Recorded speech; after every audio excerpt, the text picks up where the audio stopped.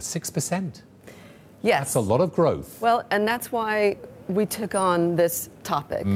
Lots of banks write about women, lots of coverage of diversity.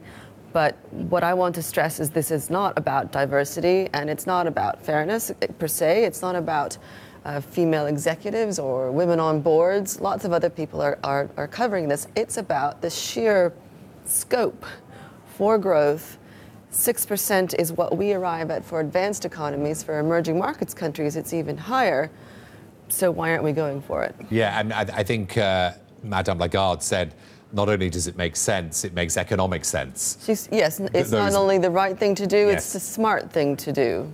And your report backs that up in spades. Yes, well, and I worked with Madame Lagarde Yes. on the United Nations high-level panel. We worked together on these policies. On the high-level panel, which is the high-level panel on women's economic empowerment, they've made recommendations to address these constraints. Yeah. There are various drivers of change. What's been put forward? What's been suggested?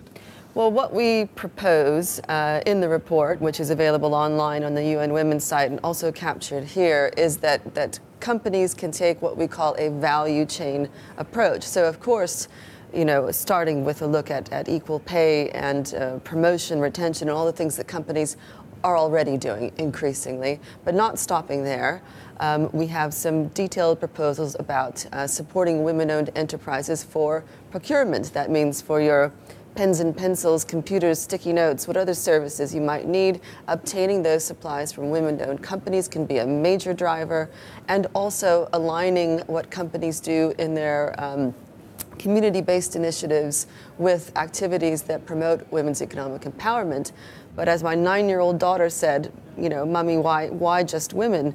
I think it's also important to understand that promoting women's economic empowerment in line with the UN 2030 Sustainable Development Goals is a driver for a whole host of beneficial effects across society at the community level and up to the national level.